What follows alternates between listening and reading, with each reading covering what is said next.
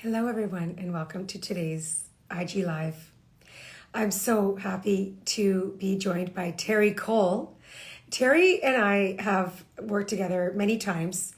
I love this woman, and she's an amazing teacher, an incredible psychotherapist. She has written her second book called Too Much, and it's called A Guide to Breaking the Cycle of High-Functioning Codependency.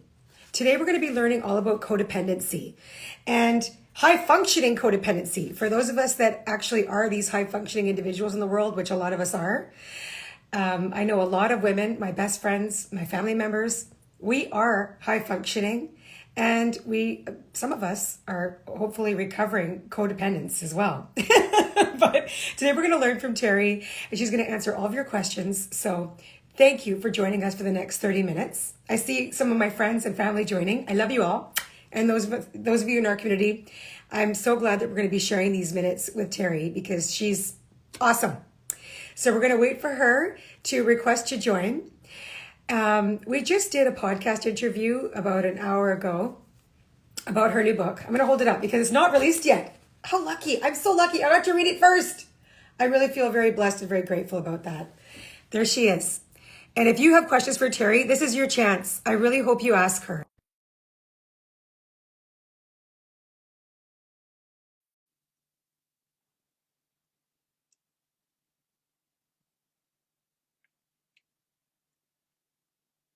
There you are. Hi, Terri. Hi, friend. Long time no see. Oh, long time no see. Beautiful. So I'm holding up a copy of your book that's coming out on what did you say, the 16th of 15. October? 15th is the day. Oh my gosh, how exciting. So we have some excellent questions about high-functioning codependency. And those of you that are joining us live, please put your questions in the chat. This is it. You've got Terri Cole. All right, let's do this. I love it. Are we ready? Go. Let's roll. Always. So my partner has a codependent relationship with his ex and does not see it. Can you please offer some advice? I can. I think that we have to get really clear about what is your side of the street in this situation and what is their side of the street. So there can be clarity for you around what is your partner's behavior that is making you feel threatened, unimportant. Like, it's funny. I had a situation with my husband when we were first together, and he was working for someone who he had been dating, right? He had a devastating breakup with someone, and they happened to be a creative director. And so, months into our relationship, and we were already living together, he said, "Oh, what's her face called me for a job."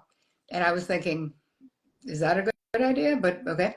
So he took the job, and he said, "No, it's fine. I'm going to be dealing with her assistant most of the time," or whatever. So turns out not necessarily to be the case.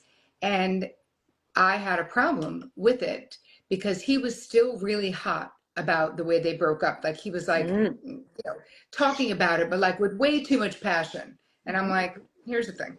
And so I talked to him about it and said, "Hey, listen, all that heat that you still have for so-and-so, that feels inappropriate for me. And I feel like I would really like to make a request that you get into therapy to manage that, because I don't like the way that it made me feel listening. Like, I only want you to feel that hot, good or bad, about me." Oh my God, Terri. See, this is why we do this, okay? Because I love you so much, and you're the way that you communicate in your verbiage, and like that, that's a script right there that we kind of pull from and use. It's like so loving and caring, but very direct. You're making a request. Yes. And so I feel like for this person's situation, you can also be direct and say, "Listen, this is how I'm feeling because of your continued enmeshment with your ex. So we need to talk about it because it matters," right? Some people It will be does like, matter. "I can, I'm allowed to have a relationship with my ex." You are, but here's the thing, that relationship is not free.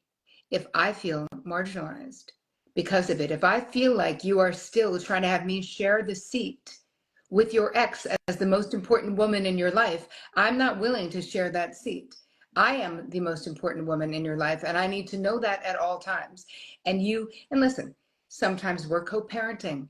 with someone. I'm not saying that we should be like psychotic about it and be like, you can never talk about your ex. No, no, no. It's not that. It's that how they're relating, if it is causing you pain or harm, it's something that has to be talked about and dealt with, because it's a relationship problem, not a you problem. Oh, I really like that. Excellent. Somebody in the chat, we were talking, first off, just said, how do you define high functioning codependency? Great question. So codependency, according to Terri Cole, is when you are overly invested in the feeling states, the outcomes, the situations, the circumstances, the relationships, the finances, the careers of the people in your life, to the detriment of your own internal peace. So we can't stop feeling overly responsible for people. That's not to say that we don't care about the happiness of the people we love. Of course we do. But when you're a high functioning codependent, you take it on as your responsibility. Mm-hmm. You want to control other people's outcomes. We don't want people to make mistakes. We think we're doing it from love, and we are, mm-hmm. to a degree, but mm-hmm. it is crossing boundaries. So the high functioning piece comes in, and why I even coined this phrase mm-hmm. is that I had a lot of therapy clients who were very successful women, whether they were successful at home and like raising a bunch of kids and doing their thing, or whether they were successful CFO or pop stars, they were getting it all done. And when I would bring up, oh, hey, what you're describing is a codependent dynamic, they would immediately reject it and say, I'm not dependent on anybody, Terri. You know that. I do everything. I'm the rock for my family. I'm making all the decisions. I'm managing all the people and all the kids and making sure everything gets done. So I'm not dependent on squat. You are wrong. And what I realized is that they did not know what codependency was, because it's not all about that. They were stuck in like the vortex of the Melody Beatty, codependent no more. You got to be enabling an alcoholic to be a codependent, which is not true. So I have expanded the definition, and I have added a different flavor to it because it was my own flavor of codependency. Mm-hmm. So the irony is that the more capable you are, the less codependency looks like codependency, but it's still codependency. And we still suffer mm-hmm. the same way. Burnout, exhaustion, resentment. Exactly. So this person is saying, I identify as a high functioning codependent. I feel you. How can I learn to trust myself before I begin to date again?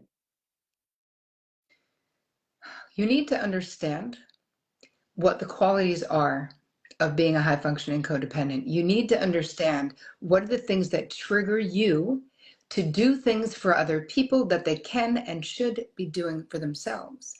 So I think trusting yourself comes after knowing yourself. Mm-hmm. So I would want you to unpack the hell out of all of your past relationships where you overfunctioned and overgave and probably overfelt and tried to control outcomes for other people. I want you to understand without judgment, become radically curious about what you did. Trust me, babe, you had great reasons to do it. This is a no judgment zone. There's no forget shame. Mm-hmm. We don't need to get involved with that. This is all data-driven information. So let's go back before we try to go forward. Let's go back and go, hey, what was going on in this relationship? How was I overfunctioning? And then now my partner was underfunctioning. How did I do all these things for my kids? And now they don't have the skills. And I'm like, gee, I wonder why you don't have skills. I know why, because I didn't let you get skills because I was too busy doing it for you because I didn't want you to feel any pain or to fail or whatever it is. So you're going to go back before you go forward. And once you do that, you will be able to trust yourself because you will know yourself. And the moment you feel like you're stepping out of your lane, you're doing too much, the second you feel a little bit of resentment in that relationship, you don't let it pass you. You stop and you inquire, why did I just feel pissy about that? Why did I just feel angry about that? And then you talk to the person you're dating. Hey, you know what? I realized when you said you were going to call me back the other day and you didn't, it really hurt my feelings and then kind of made me mad. And I didn't call you sort of to be spiteful, but I want to tell you that when you say you're going to call me, I would like to make a simple request that you do it because I keep my word and I expect you to keep yours as well. And that's the only way we're going to have a good relationship. Oh, just love it. Terri, how can somebody recognize when you're over giving in a relationship? I think the fastest way is to take a quick resentment inventory. Because when you're over giving, you're going to be a little pissed about it somewhere down deep. You're going to, if you hear yourself saying, after everything I've done for her, I cannot believe she's not coming to my party. You're like, why'd you do all those things for Betty? Are you a bean counter? Are you doing it so that she does it back for you? Or are you doing it because you want to?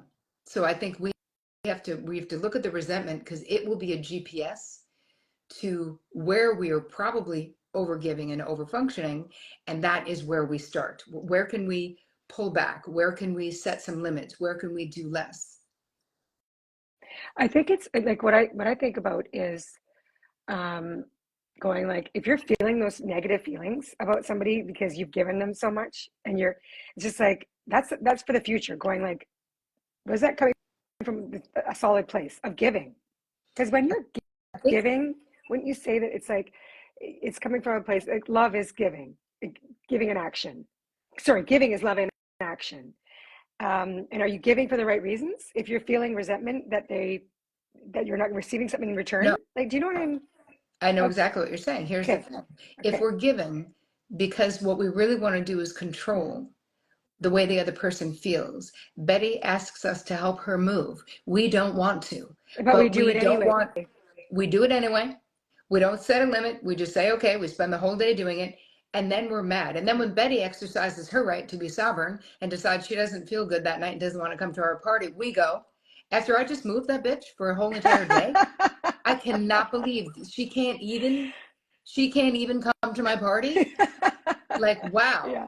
What an entitled, selfish, mean person she is, right? Yeah. But we have to take responsibility for why we're giving. And when you're giving from fear, or fear of rejection, fear of having a confrontation, fear of not being liked, you're not giving from love. You're giving to manipulate the way someone else sees you. And that's not loving. So yes, I agree with you, Robin. Okay, what about this one? Somebody on live with us is asking this. When recovering from HFC, high functioning codependency, how do you explain the drastic change in behavior when your loved ones are used to you jumping in? Such a great question. And here's the thing. Why don't we look at it as a gentle change instead of a drastic change? Yeah. There's no reason for you to get the bullhorn out and put them all down in an auditorium. Listen, people. Listen, it's all going to change now. We don't got to do that.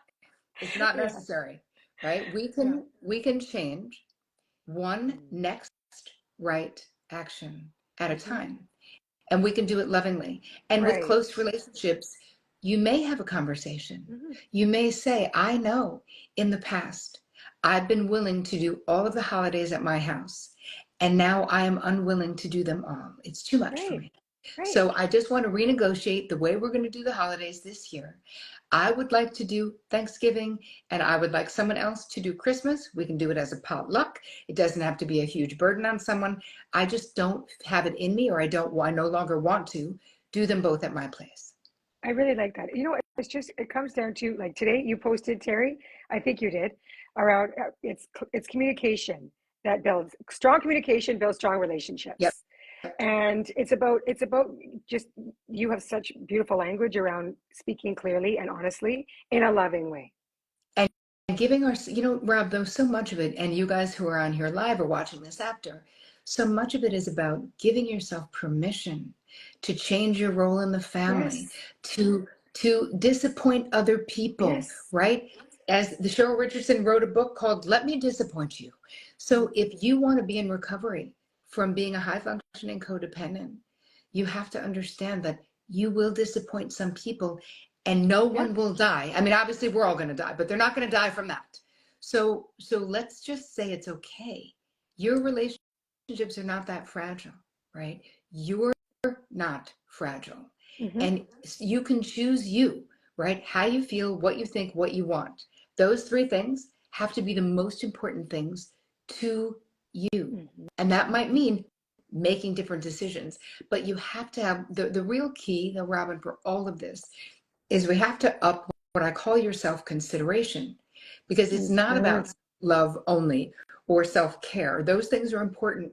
But self-consideration is when we slow down enough to say, do I want to do all the holidays at my home this year? And if the answer is no, then we have the courage to have a conversation that changes the expectations of other people. We can manage other people's expectations by being honest and being loving. And you could use the perfect words and still some people won't like it. And that just has to fucking be okay. Oh, Just you're has right. to be okay. Yep, exactly. So how can I manage anxiety that comes with setting boundaries and standing up for my own needs? So like, let's just say like you're, okay, you are making these changes, right? Step by step, incrementally. But you're feeling like super anxious about that. Yeah. Well, I think you can expect, first of all, I understand your anxiety because you're going to change a dance and the person you're dancing with is going to notice that you changed your steps, right? This is, relationships are all dances, as Harriet Lerner said many, many years ago. And so when you change from a foxtrot to something else, someone is going to notice. So first of all, expect that there will most likely be pushback. Remember, you're not that fragile. So we can't be so conflict avoidant that we never go to the mat for ourselves. We can't. We can't. You have to start to be comfortable, get uncomfortable. It's going to be uncomfortable and you're going to be okay. With the anxiety, the way that you can lessen it is you can decide what boundary you need. And in Boundary Boss, I walk you through the whole process of what needs to happen, what is the conversation, where do I need to set a limit, who is the person, what's our history, right? Because we all know people. If like your mother is not a morning person and she's the person you need to break the news to that you're not coming home for Christmas, I wouldn't call her at 6 a.m. Let's do it over a nice dinner after she's had a glass of wine or whatever it is, right? We set ourselves up to succeed. We write a script on there, right? We write a script of, hey, I'd like to make a simple request, or I'd like to alert you to the fact that, or I'd like to let you know that what happened last Wednesday, or whatever our lead-in is. If it's someone who we really love, we want to be loving, we can always start with something sweet, saying, I love the time we spend together. I love that we have these holiday traditions and they're beautiful. And I'm going to do something this year. So I'd like to make a simple request that we meet the week after Christmas because I am actually deciding to take a holiday. And my husband and I will be away at Christmas this year. So we're not going to be there, but wondering if you would be open to celebrating a week later or whatever it is. That might be so anxiety provoking, but it'll be less so if you write your script and then you practice it. We have to get it in our bodies. We have to talk about it with someone, practice with a friend, practice in the mirror, because sometimes if it's the first time you're saying it, you might spontaneously cry. You might get choked up, you might freeze. So I always think that practicing will really help. Even things that you think, I can never say it. I promise you, you absolutely can. I promise you. Yes. You can. I really like that. Okay. So somebody is saying this in the chat. Oh, my kids are teens now. I've been a stay-at-home mom since their births. My husband accuses me of not wanting to be a mom anymore when I say I'm ready to find a career. What do I do? Help. Well, first of all, I will help you, but that's hello. manipulation. That's manipulative. That is him trying to control you. That's him trying to shame you and beat you into submission. He doesn't want things to change. So if I were being more compassionate towards him, I would say he feels threatened by you wanting a career. He's afraid if you change unconsciously that you will leave him or that you'll change so much you will no longer love him. This is just primal human emotions. Right. I think that you can say, it sounds like this is threatening to you, and yet I really need us to be on the same page, because you saying that and trying to shame me into not wanting a career doesn't work. It won't shame me into anything, but it does put a wedge between us. makes me feel very judged by you, and that I can't really talk to you about it, which is a bummer because you're my person and I want to talk to you about it. So I really feel like we need to get our communication game on when it comes to this, because it also makes me feel underappreciated for all the years that I chose to stay home and put off having a career. And I don't blame you for that, but I do like feeling appreciated for it. I did it for us and for the family. And you now telling me that me wanting a career is me not wanting to be a mom, it's not cool and it's Nope. not true. And no amount of you Right. saying it will actually make it be true. Mm. Wow, Terri, that is powerful stuff. Thank you. Okay, so what steps can I take to stop prioritizing the needs of others at the expense of my own well-being? Mm. Well, I think we have to identify right now where you're doing that, Mm. right? Because you may think you know, but you may not. So I want you to take an inventory of where are you self-abandoning, in what relationships and in what ways? Because once we have something clear where we go, oh, actually in the new book, I have a mom, an Italian mom who came to see me really because she couldn't sleep, but then we got into all the things. And she had a son who was probably in his 30s. And every week she made him sauce and she did his laundry. She still lived in Bensonhurst. He lived in Manhattan. Right? And she's coming to see me. She's in her 60s. She's retired. And she's like, I'm exhausted. I was like, why are you exhausted? She's like, Yeah. got up at 6 o'clock this morning. I'm like, why? Aren't you retired? And she's like, no, I had to make sauce.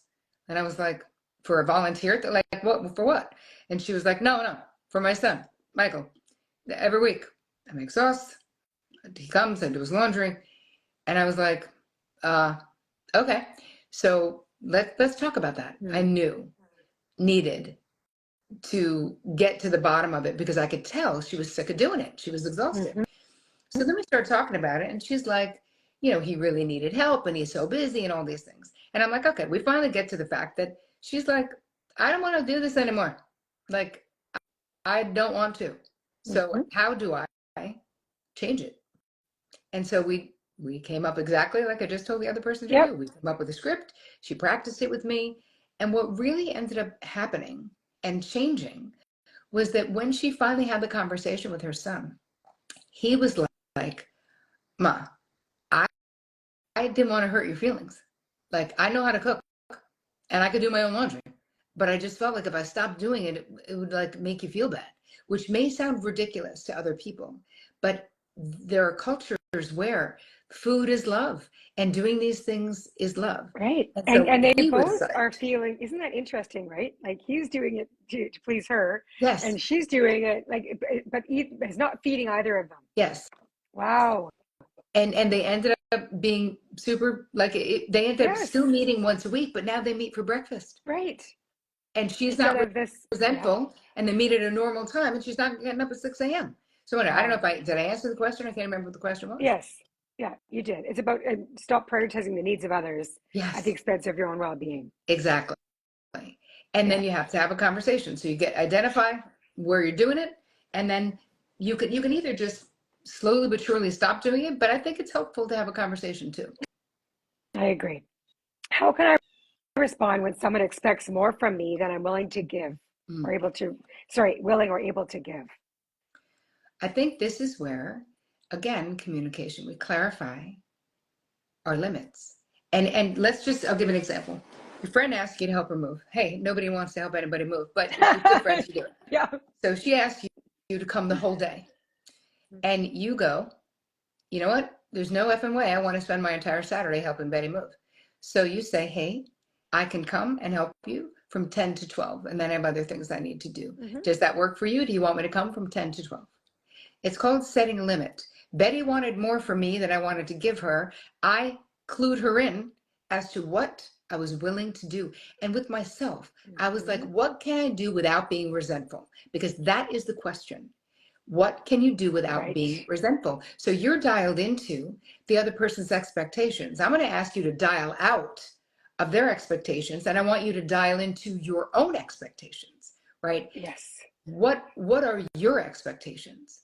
But when we're Yes. HFCs, we are so dialed into other people and their wants and their desires and their world that our reality can just disappear, where we're like, oh, so now it's all about what they want, how they think it should be, how long they think we should stay at this party, how long, where when you get healthier, you go, or you become like me and drive yourself everywhere and take your own car, no matter who you're with, where you're like, unless I'm with Vic, because he'll always leave with me. But like, I don't care if people understand why. When I need to leave somewhere, I need to fucking leave. Like, I'm not doing a long ass goodbye. I'm leaving. I will stand Yes. up. We might be in the middle of a conversation. When I get done somewhere, I gotta go. My friends are all like, oh, I guess Terry's driving herself. I'm like, yeah, I am. Because, and I don't need to explain it to you. So it's, again, with this person who's saying the other person's expectation, how can I manage it? I want you to get really dialed into your own preferences, it's about desires, honoring yourself limits, and deal breakers. That's right.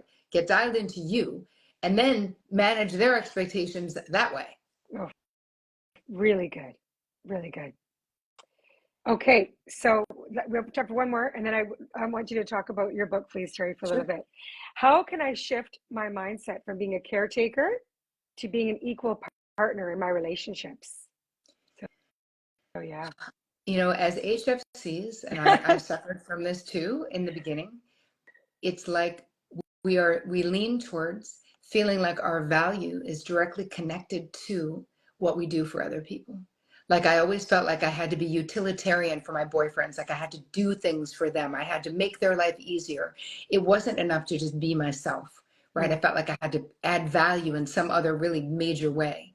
So I think that you have to look at your own limiting beliefs around your own worthiness, right? Because the truth is, you are worthy simply by virtue of being alive. Yeah. You may naturally be a caretaker, but that isn't your value, right? That's just lovely. That's nice. If you like it and you want to do it to the degree that it feels good and you feel appreciated for doing it. But if we're doing it so we don't get kicked out of the tribe, or if we're doing it so that someone doesn't reject us, so that someone doesn't leave us, we got to get really honest with ourselves about why. And I think that I have this quick thing that you can do that could be helpful. It's called the 3 Qs for clarity, which is something. It's just a tool that I created many years ago, where you're going to ask yourself, with the person that you're caretaking for, who does this person remind me of?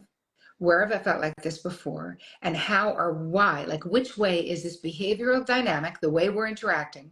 How is this familiar to me? Because you may have seen it in childhood. The adults in your life may have interacted this way. You may have had a mom, let's say, or a mother figure who caretaking was the way that she loved. And so you think this is the way, it's in your mind, your unconscious mind, like, women must caretake. And if you don't, you're bad. You must do it for everyone. That is your value in relationships. So this helps you see what you might be repeating, because as humans, we just do. This is just the way it is. We repeat what we do not repair, as Colleen Aubert says.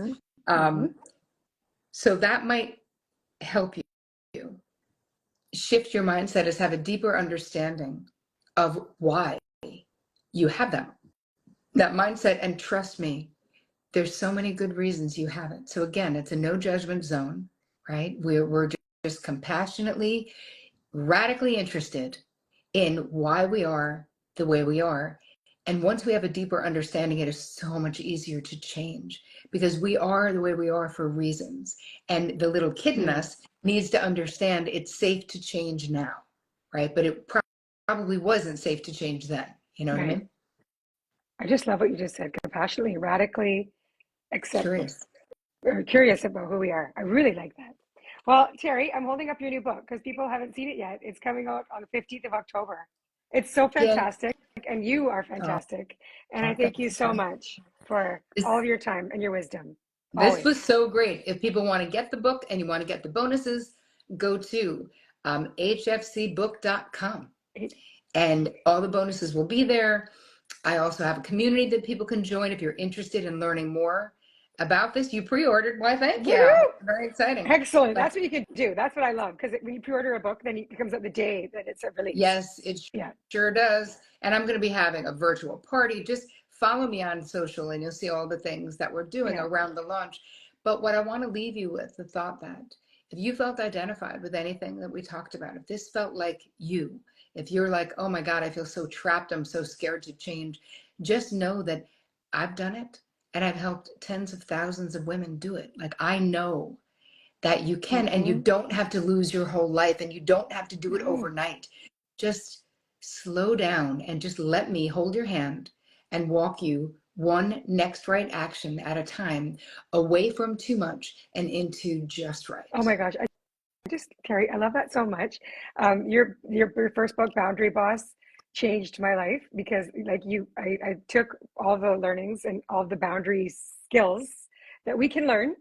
And now this high functioning codependency piece, trust me, I'm like, even last week, I told you just an hour ago, like I'm changing my relationships because of it. So that's the beauty, right? I love it. Yeah. And Phil said, what about men? And what I want to say about men quickly is that if you're a man and you identify as an HFC, this book can really help you as well. I just write through the lens of, through the gaze of women, because that's where I'm really an expert. But you are certainly welcome to read it, to get insight into yourself, but also to get insight into the women in your life. Yes. So there you go. Oh, thank you, Terri. We love you. Thank you. I love so you much. guys Blessings, too. I everyone. appreciate you. Thank you. Make sure you save this. That's for sure. Bye. Bye.